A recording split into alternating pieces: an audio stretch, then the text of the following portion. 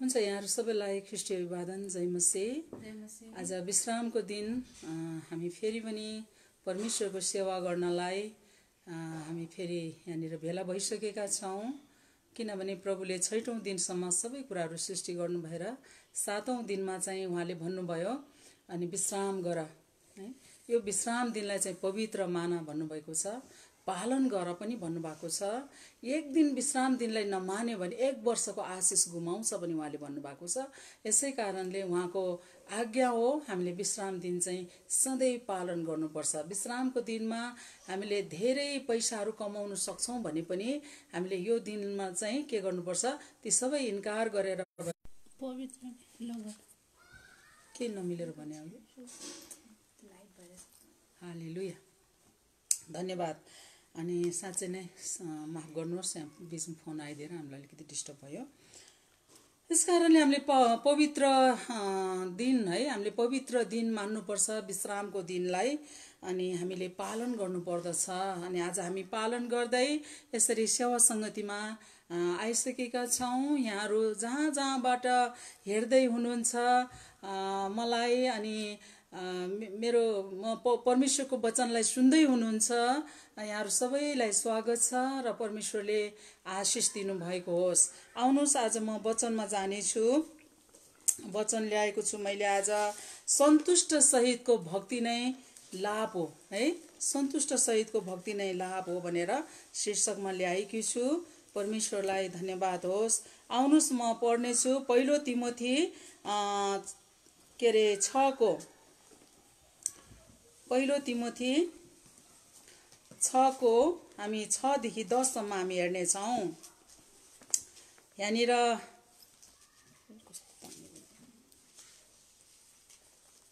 प्रभुलाई धन्यवाद। परमेश्वरको वचन जीवित छ, परमेश्वरको वचन क्रियाशील छ, परमेश्वरको वचन शक्तिशाली छ। वचन नै सुनेर हामी निको हुन्छौं। आमेन। वचनले हामीलाई धेरै नै आशिष पाउँदछौं वचनद्वारा चाहिँ। आउनुहोस्, म पढ्ने छु। मैले शीर्षक नै सन्तुष्ट सहितको भक्ति नै ठूलो लाभ हो भनेर चाहिँ शीर्षक राखेको छु। यहाँनिर भनेको छ सन्तुष्ट सहितको भक्ति नै ठूलो लाभ हो, किनभने हामीले न त यस संसारमा केही ल्यायौं न त यहाँबाट केही लैजान नै सक्छौं, तर खाना र लाउनसम्म छ भने हामी त्यसैमा सन्तुष्ट हुनेछौं। तर धनी हुने इच्छा गर्नेहरू परीक्षामा पर्छन्, पासोमा फस्छन् र धेरै अर्थहीन र दुःखदायी इच्छाहरूमा डुब्छन्, जसले मानिसहरूलाई बर्बादी र सर्वनाशमा डुबाउँछ। किनभने रुपियाँ पैसाको मोह नै सबै किसिमको खराबीको जड हो। पैसाको लोभमा परेर कोही विश्वासबाट कुमार्गतिर लागेका छन् र धेरै पीडाले तिनीहरूका हृदय घोचेका छन्। हालेलुया। आज हामीले परमेश्वरको वचन हेर्नुस् त, यहाँनिर के भनेको छ त, सन्तुष्ट सहितको भक्ति नै ठूलो लाभ हो। सन्तुष्ट, हामी सन्तुष्ट लिनलाई सिक्नु पर्दछ। धेरै पैसाले, धेरै धन सम्पत्तिले हामीलाई सन्तुष्टि दिनु सक्दैन है। सन्तुष्टि चाहिँ हामी हुन सिक्नुपर्छ। अनि यसै कारणले यहाँ भनेको छ, कति मान्छेले धेरै धेरै कमाएर पनि, धेरै पैसा लाखौं अर्बौं खर्बौं कमाएर पनि आत्महत्या गरेको छ। किनभने पैसाले मानिसलाई सन्तुष्टि दिन सक्दैन। यसै कारणले यहाँनिर भनेको छ सन्तुष्टि सहितको भक्ति नै ठूलो लाभ हो, किनकि हामीले न त यस संसारमा केही ल्यायौं न यहाँबाट केही नै लैजान सक्छौं। न ल्याएका थियौं हामीले जन्मिँदाखेरि, न मर्दाखेरि नै हामी लान सक्छौं। जस्तो आएको हामी त्यस्तै जानेछौं। यसै कारणले हामीले त्यो कुरालाई सम्झिनुपर्छ, त्यो दिनलाई हामीले सम्झिनुपर्छ। त्यो दिन सबैको लागि आउने छ। यसै कारणले हामी चाहिँ सन्तुष्टि हुनुपर्दछ। तर खाना र लाउन सम्म छ भने हामी त्यसैमा सन्तुष्ट हुनेछौँ। धेरै कमाएर पनि हामी 10 दिनको एकैचोटि खान सक्दैनौँ। मिठो मिठो खाएर अनि दिनकै अब मटनहरु, खसीको मासुहरु खाएर राम्रो राम्रो खाएर मात्र आयु लामो हुने पनि होइन। हामी खानालाई बाँच्ने होइन, बाँच्नलाई खानुपर्छ। यसै कारणले यहाँ खाना र लाउनु भएपछि के गर्नु पर्यो रे, सम्म भए हामी त्यसैमा सन्तुष्ट हुनेछौँ रे। खाना पुगेको छ भने हामी त्यसैमा सन्तुष्टि हुनुपर्छ। तर त्यतिले पनि पुग्दैन। धनी हुने इच्छा गर्नेहरू परीक्षामा पर्छन्। हेर्नु त, धनी हुने इच्छा गर्नेहरू के गरेछन्, परीक्षामा पर्छन्, पासोमा पनि फस्छन् अरे। धेरै अर्थहीन र दुःखदायी इच्छाहरूमा डुब्छन्, जसले मानिसहरूलाई बर्बादी र सर्वनाशमा पनि डुबाउँदछ अरे। पैसाको लोभमा कुद्दाखेरि, पैसा पैसा भनेर कुद्दाखेरि के गर्दो रहेछ, बर्बादी र सर्वनाशमा पनि के गर्ने रहेछ त, डुबाउने रहेछ। किनभने रुपियाँ पैसाको मोह नै सबै किसिमको खराबीको जड हो रे। खराबीको जड हो रुपियाँ पैसाको मोह गर्ने। पैसा नभए त हुँदैन, पैसाको धाग लाउने, पैसाको पछि लाग्ने, पैसा चाहिँ हामीलाई नभई हुँदैन भनेर एकदमै पछि लाग्नेहरू चाहिँ के हुनेछ, एक दिन चाहिँ बर्बाद हुनेछ, सर्वनाशमा डुब्नेछन्। त्यसैले त भन्छ रुपियाँ पैसाको मोह नै सबै किसिमको खराबीको जड हो। सबै किसिम खराबीको जड हो। पैसाको लोभमा परेर कोही चाहिँ के गरेछन् रे, विश्वासबाट पनि कुमार्गतिर लागेका छन्, पैसाको पछि लागेर। हाम्रो चर्चहरूमा पनि हेर्छौँ, कतिहरू पैसा कमाउनेतिर लागेर अनि चर्चमा पनि आउँदैन, परमेश्वरले समय पनि दिन सक्दैनन्। अनि एक दिन त्यो लोभ गरेर कमाएको पैसा कि डाक्टरले खान्छ कि चाहिँ कुनै लुच्चापटाले खाइदिन्छ।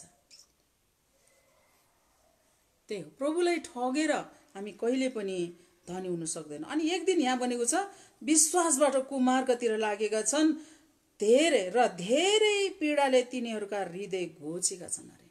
अनि घोच्छ हृदयमा, पीडामा डुब्छ। अनि फेरि पछि अनि पश्चाताप गर्ने पछि चाहिँ गर्छ। अनि दिने बेलामा, समय दिने बेलामा दिँदैन। यसैले यहाँनिर हामी अर्को वचनलाई हामी हेर्नेछौँ, परमेश्वरको वचन रुथ है, रुथको वचनलाई हामी हेर्नेछौँ। जसरी नुआमी एकजना सासू हुनुहुन्छ, रुथ बुहारी हुनुहुन्छ। अनि यहाँनिर हामी उहाँको कथा, रुथको कथा के अरे पुस्तक भनेर लेखिएको छ। रुथको एकलाई नै हामी हेर्नेछौँ, नुआमी र रुथ भनेर भनेको छ। नुआमी चाहिँ सासू, रुथ चाहिँ बुहारी हुनुहुन्छ। यहाँनिर हामीले हेर्दछौँ भने नुआमी यहाँनिर उहाँको श्रीमान चाहिँ एलिमेलेक थियो। सर एलिमेलेक अनि नुआमी अनि कुन देशको थियो भने उहाँ चाहिँ यहुदा बेथलेहममा बस्नुहुन्थ्यो है। म पढ्नेछु। अहिले नै न्यायकर्ताको शासनकालमा देशमा अनिकाल पर्यो, त्यहाँ अनिकाल पर्यो।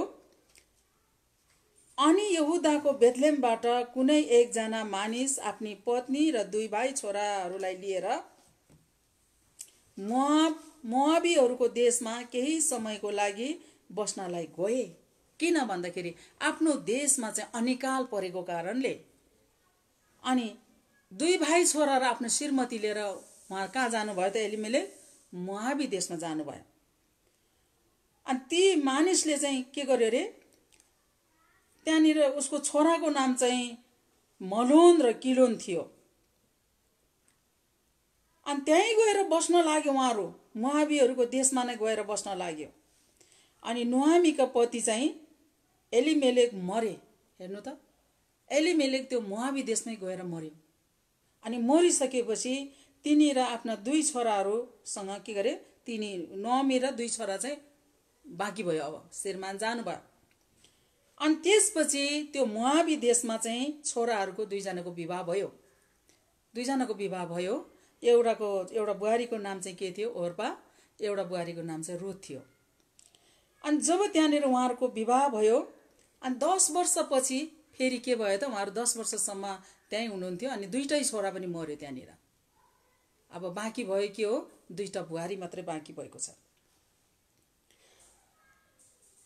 अनि पछिबाट अनि उहाँ चाहिँ के भयो, उहाँलाई ठुलो चिन्ता, नराम्रो दुःख लाग्यो। अनि त्यसपछि उहाँको कानमा परेको हुन्छ, परम प्रभुले चाहिँ जुन आफ्नो देशलाई सम्झिनुहुन्छ, उहाँले आफ्नो देशलाई, यहुदा बेथलेहमलाई उहाँले सम्झिनुहुन्छ। त्यहाँ चाहिँ परमेश्वरले आफ्नो मानिसहरूलाई के गर्नुभएको छ अरे, हेरचाह गर्नुभएको छ भन्ने कुरा चाहिँ उहाँले सुन्नुभयो। अनि त्यसपछि उहाँले अनि आफ्नो देशमा फर्कने चाहिँ के गर्नुहुन्छ, निर्णय गर्नुहुन्छ। अनि बुहारीहरूसँग सल्लाह गर्नुहुन्छ, अब म चाहिँ आफ्नै देशमा फर्कने छु।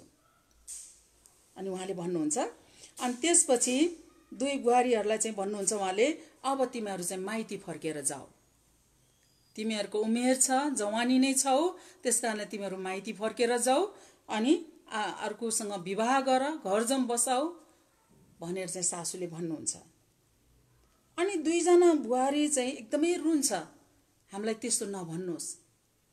हुन त उनीहरू मुहाबी थिइन्, तर पनि एकदमै रुनुहुन्छ ती बुहारीहरू।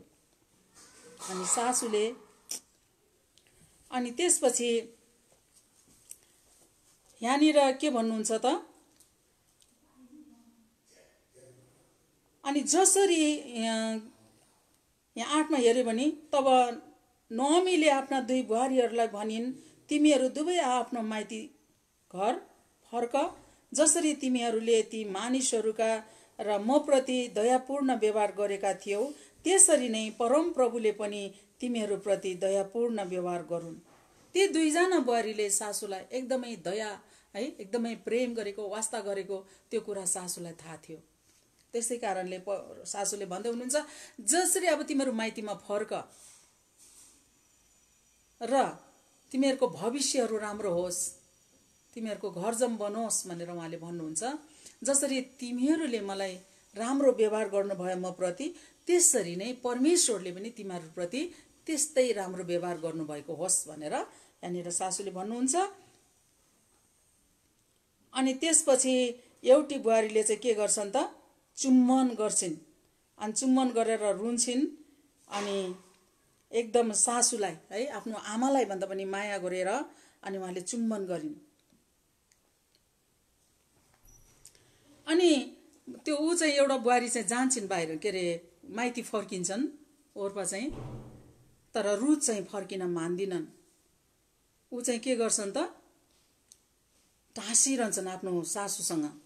यहाँनिर हामीले हेऱ्यो भनेदेखि पाउँछौँ, फर्क छोरी जाऊ भनेर जब भन्यो, अनि सासूले चुम्बन गरेको पनि हुन्छ आफ्नो बुहारीलाई। अनि त्यहाँ अझ पनि बुहारीहरू जानु मान्दैन। अनि पछि चाहिँ एउटा कान्छी चाहिँ जान्छ। 14मा हेऱ्यो भने, अनि सासूलाई चुम्बन गरेर आफ्नो मानिसहरू कहाँ फर्केर गइन्। रुथ चाहिँ तिनीसँग टाँसिरहेन अरे। ओर्पा चाहिँ सासूलाई पहिला रोयो, जानु मानिरहेको थिएन, तर पछि चाहिँ के गर्छ त, ऊ जान्छ। सासूलाई माया गरेर चुम्बन गरेर हुन्छ त भनेर सासू कुरा मानेर जान्छ, तर रुथ चाहिँ के गर्छ, जानु मान्दिनन्। हामीले 15मा हेऱ्यो भने यहाँ भन्छ, नाओमीले भनिन्, हेर त तिम्री बहिनी त आफ्ना मानिसहरू र आफ्ना देवताहरू कहाँ फर्केर गई, तिमी पनि उसितै फर्केर जाऊ। उनीहरू देवता मान्ने रहेछन् हैन, फर्केर गइन् तिम्रो बहिनी, तिमी पनि जाऊ भनेर भन्दाखेरि ऊ चाहिँ मान्दिनन् है, चाहिँ अझै टाँसिरहन्छन्। तब 16मा आएर रुथको यहाँनिर हामी अलि हेर्नेछौँ। रुथले जवाब दिइन्, मलाई फर्केर जान र तपाईलाई छोड्न कर नगर्नुहोस्।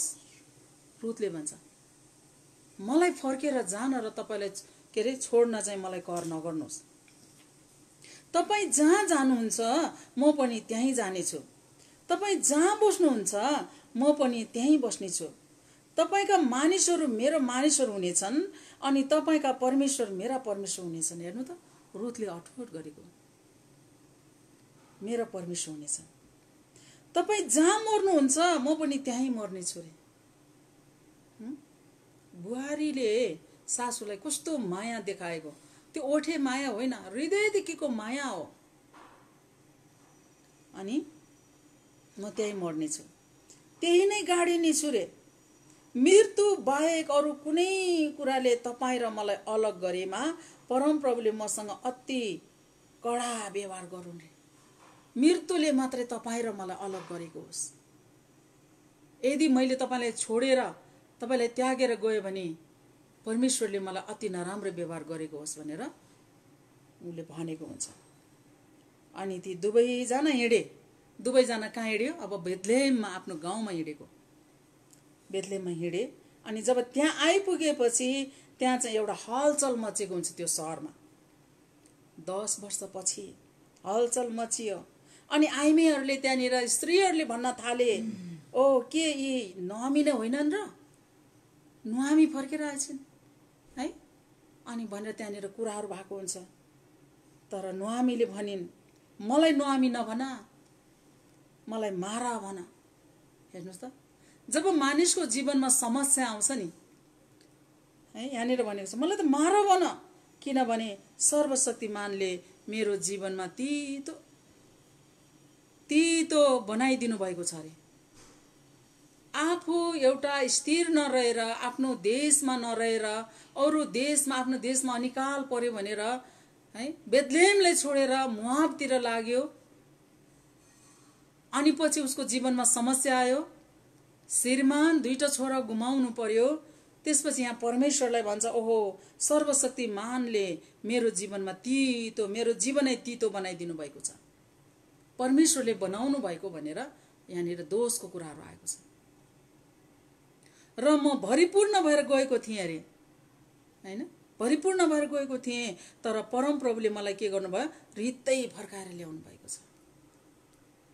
अर्कै देशको एउटा छोरी, मोआबी छोरी हैन, अनि उहाँको बुहारी भएर, श्रीमान पनि सासूको नि श्रीमान छैन, बुहारीको नि श्रीमान छैन, अनि आइराखेको छ 2जना। अनि उनले भन्छ ती स्त्रीहरूलाई, म चाहिँ के भएको छु रे, मेरो जीवनै तितो भएको छ, म भरिपूर्ण भएर गएको थिएँ, तर परमप्रभुले मलाई रित्तो फर्काएर ल्याउनु भएको छ। मलाई नुहामी किन नुहामी भन्छौ, मलाई त मारा। मारा भन्ने चाहिँ एक ठाउँको पानी थियो, त्यहाँको तितो पानी है, अनि त्यहाँ चाहिँ पानी तितो भएको कारणले त्यो ठाउँको नाम नै मारा भनेर राखेको थियो। अनि उहाँले त्यही भन्नुहुन्छ, मलाई त मारा भन, मलाई नुहामी नभन। परमप्रभु मेरो विरोधमा उठ्नु भएको छ रे, परमप्रभु मेरो विरोधमा उठ्नु भएको छ। सर्वशक्तिमानले म माथि विपत्ति ल्याउनु भएको छ। हेर्नु त, प्रभुलाई दोष लगाएको, परमप्रभुले म माथि विपत्ति ल्याउनु भएको छ। त्यो सुन्ने स्त्रीहरूलाई पनि कस्तो भयो होला, यस्तो कुराहरू उहाँले भन्नुभयो। आफूले प्रस्ताव गरेको कुरा हामी यसरी जानु हुँदैन थियो भन्ने कुरा पनि छैन। परमेश्वरलाई भन्दैछ कि मलाई चाहिँ के भयो, रित्तै फर्काउनु भएको छ, तितो बनाउनु भएको छ, मेरो विरोधमा उठ्नु भएको छ भनेर परमेश्वरलाई दोष लगाएछ। म माथि विपत्ति ल्याउनु भएको छ। यसरी नुहामीको, अनि नुहामीले त्यो भनेर भनेको हुन्छ। पछि अनि नुहामीको बुहारी पनि सँगै छ रुथ, अनि यसरी नुहामीकी बुहारी मोआबी रुथ चाहिँ तिनीसँगै मोआब देशबाट आइन् र तिनीहरू बेथलेहममा आइपुग्दा जौको कटनी हुँदै थियो। जौको खेती लाग्ने, अनि त्यो जौको चाहिँ कटनी भइरहेको थियो त्यति बेला। आफ्नो घरमा फर्केर आउँदाखेरि हेर्नुस् त, अरूले धमाधम रोपेर छरेर कटनी गर्दैछ, उनीहरू त रित्तै छ। अब उनीहरूको भगाडी रित्तै छ। उनीहरूको घर कुन अवस्थाको थियो होला, खेतीपाती कुन अवस्थाको थियो होला। अनि यहाँनिर गएर हामीले हेर्दछौँ भने 2:2 हेर्दछौँ भने हेर्नु त, मोआबी रुथले नुहामीलाई भनिन्, सासूको अनुमति माग्यो। अब उसले रुथले भनिन्, के म खेतमा गएर जसले म प्रति निगाह गर्लान् त्यसको पछि सिला बाला खोज्नलाई जाउँ? त्यो बुहारी हेर्नु त, दुःख उठाउनलाई आएको त्यो बुहारी चाहिँ थाहा छ, छोडेर आएको घर, छोडेर आएको खेतीपाती कस्तो भएको होला। उसले त्यो देश देखेको पनि थिएन होला, त्यो घर देखेको पनि थिएन होला, त्यो खेतीपाती देखेको पनि थिएन होला। तर पनि उसले भन्दैछ, अब चाहिँ सिला बाला खोज्नु बाहेक केही छैन, अरूको खेतीतिर म सिला बाला खोज्न जान्छु, जाउँ भन्छ। सिला बाला खोजेर भए पनि पेट पाल्नु पर्यो नि त। अनि सासूसँग अनुमति माग्छ, अनि सासूले जाऊ भनेर भन्नुहुन्छ। अहिले हामीले हेर्दाखेरि हाम्रो देशको अवस्था पनि त्यस्तै छ। कतिजनाहरू विदेशमा जानुभयो। हामीले सुन्थ्यौँ पहिला गाउँघरमा त बुढाबुढी मात्रै हुनुहुन्छ, वृद्ध आमा बुवाहरू मात्रै हुनुहुन्छ, स्त्रीहरू मात्रै हुनुहुन्छ भन्ने कुराहरू हामीले सुन्थ्यौँ। कहिले कहिले त स्त्रीहरूले नै गोरु जोत्यो अरे, हलो जोत्यो अरे भन्ने पनि सुन्यौँ। कहिले कहिले त मलामी जानलाई पुरुषहरू पनि छैन भन्ने कुराहरू पनि सुन्यौँ। अनि बारीहरू आफ्नो खेतीपातीहरू भाँजै छ भन्ने पनि सुन्यौँ।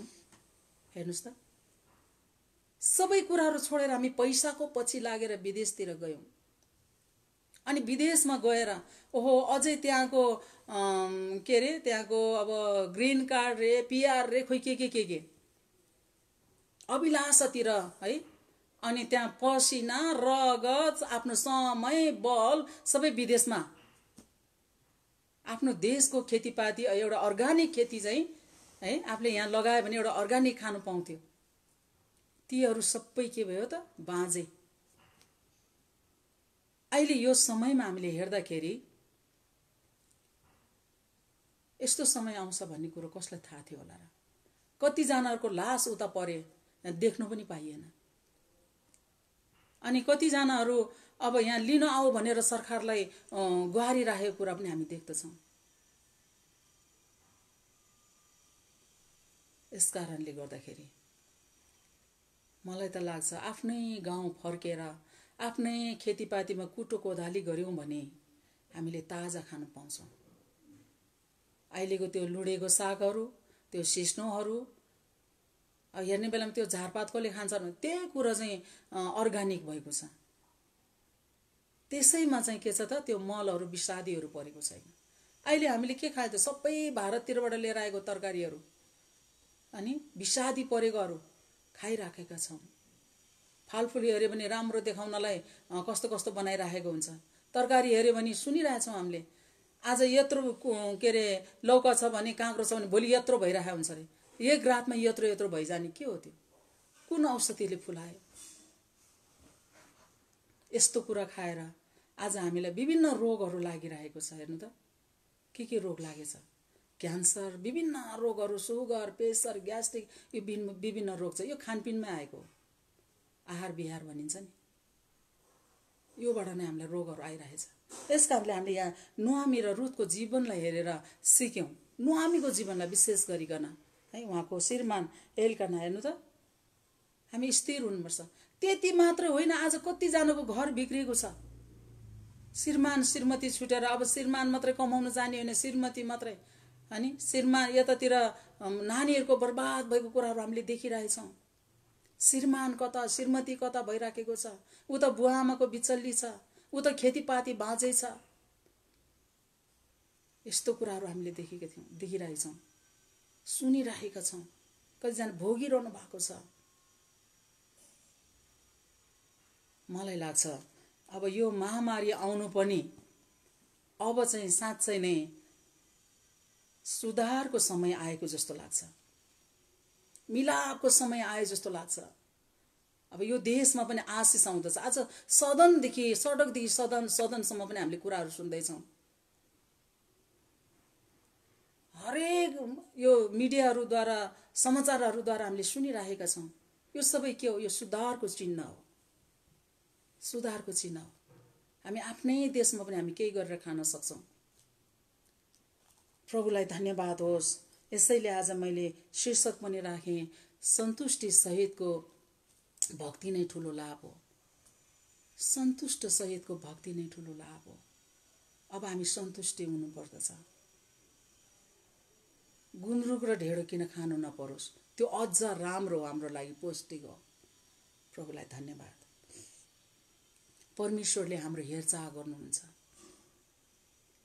हाम्रै कुरा गर, मलाई थाहा थिएन कि मेरो छोरी मास्टर पढेर अब हाम्रो सहकारीलाई सम्हाल्छ भन्ने कुरोहरू थाहा थिएन।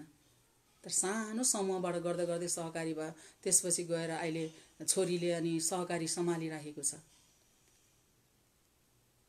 मेरो सानो छोराले रेस्टुरेन्ट खोलिराखेको छ।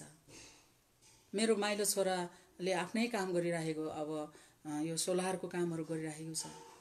अनि आज सबै छोराछोरीहरू मलाई सघाइ पनि रहेको छ। माइलो चाहिँ चाइनामा बस्छ अनि 3 जना नानीहरू चाहिँ मलाई सघाउँछन्। हामी कति यस्तो सपना देख्छौँ कि मेरो नानीहरूलाई ओहो डक्टर, इन्जिनियर बनाऊँ, बाहिर विदेशमा गरौँ, अनि सेवादेखि पनि टाढा, आत्मिक क्षेत्रबाट पनि टाढा, के बनेर त आउला हैन, ज्ञान हासिल गर्ला, बुद्धि हासिल गर्ला, नाम कमाउला, तर प्रभुदेखि टाढा भयो भने के फाइदा। यसै कारणले गर्दाखेरि हामी हाम्रो नानीहरूलाई हाम्रै सँगै राखेर आत्मिक क्षेत्रमा पनि सिकाउनु पर्ने हुन्छ, काम पनि देखाइदिनु पर्ने हुन्छ, यो गरेर खाऊ, यो गर भनेर। प्रभुलाई धन्यवाद होस्, हाम्रो प्रभु हामीसँग हुनुहुन्छ। मैले प्रार्थना गर्दा गर्दै परमेश्वरले एउटा भजन सिकाउनु भयो।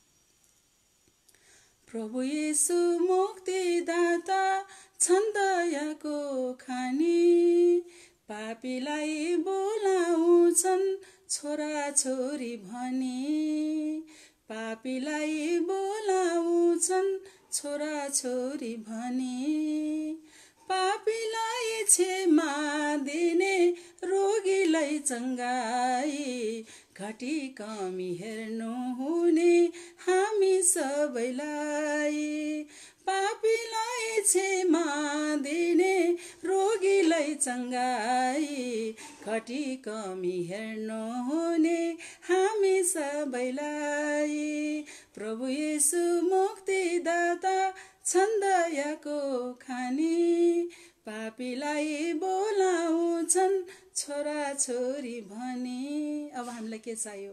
हामी पापीलाई परमेश्वरले छोरा छोरीको दर्जा दिनुभएको छ।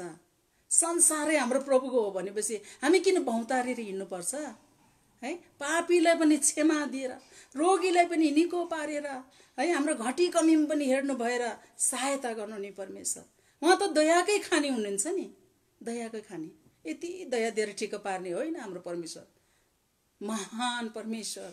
हालेलुया, प्रभुलाई धन्यवाद होस्। साँच्चै नै आजको वचनद्वारा यहाँहरूसँग बोल्नु भएको छ, म होइन परमेश्वर बोल्नु भएको छ। अनि साँच्चै नै यहाँहरू पनि आशिषित हुनुहोस्, अनि हामी सबै पनि परमेश्वरको वचनद्वारा आशिषित भएका छौँ। परमेश्वरले यहाँहरूलाई प्रशस्त आशिष दिनुभएको होस्। अहिले जतिजनाहरू वचन हेरिरहनु भएको छ, सुनिरहनु भएको छ, साँच्चै नै आजको वचन अनुसार यहाँहरू प्रार्थना सहितै प्रभुमा अगाडि बढ्नुहोस्। हाम्रो देशमा सुधार आउँदैछ, हाम्रो मण्डलीमा सुधार आउँदैछ, हाम्रो परिवारमा सुधार आउँदैछ, हाम्रो जीवनमा सुधार आउँदैछ। आमेन। प्रभुलाई धन्यवाद होस्। हुन्छ, जय मसीह।